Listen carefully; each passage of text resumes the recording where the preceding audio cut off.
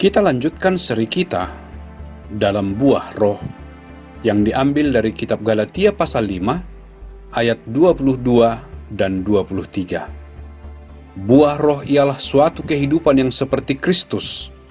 Ketika kita percaya kepada Yesus sebagai juru selamat kita dan menerima Dia ke dalam hati kita sebagai juru selamat kita, karakternya akan semakin dan semakin terlihat di dalam hidup kita. Dan karakternya digambarkan dalam nats ini dengan 9 cara yang berbeda. Kita sudah membahas 3 karakteristik sebelumnya, yaitu kasih, sukacita, dan damai sejahtera. Hari ini kita akan membahas karakteristik yang keempat, yaitu kesabaran. Ketika kita sudah menerima Yesus sebagai juru selamat kita, maka kita akan menjadi orang yang lebih penyabar.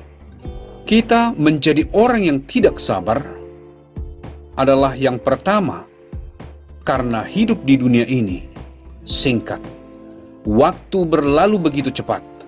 Setiap hari ada banyak hal yang kita lakukan, dan kita tidak bisa menyelesaikan kebanyakan dari pekerjaan kita setiap hari.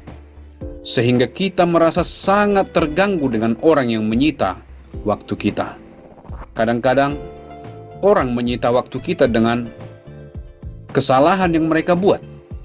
Ini menjengkelkan kita.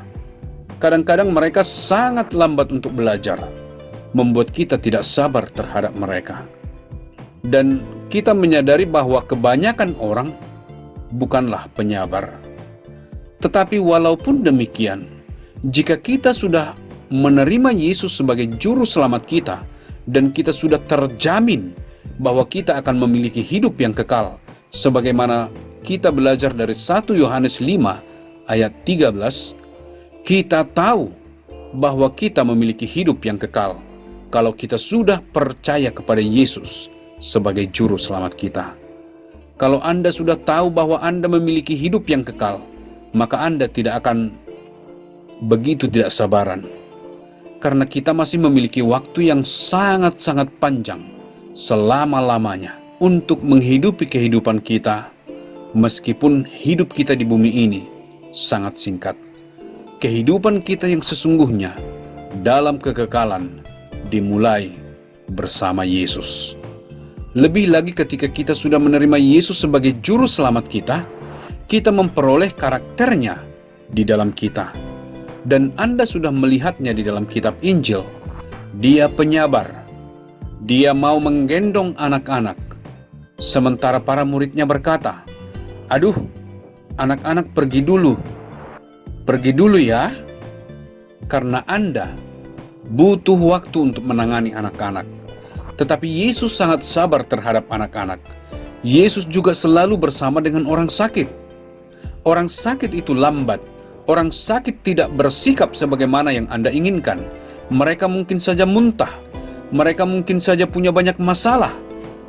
Anda bertanya, mereka tidak dapat menjawab Anda karena mereka kesakitan.